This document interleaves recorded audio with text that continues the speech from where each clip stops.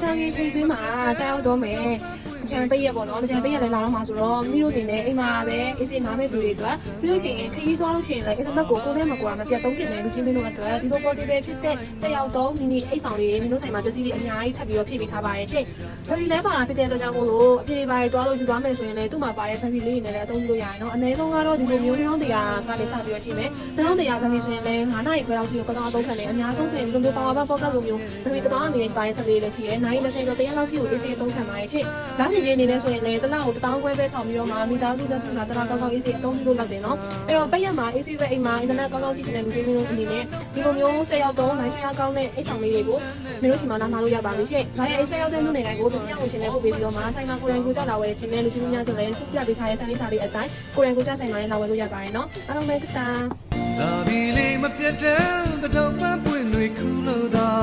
ပြိုပြိုမေးလက်ကမ်းလို့ယူစမ်းပါ။မပါစေမသွေး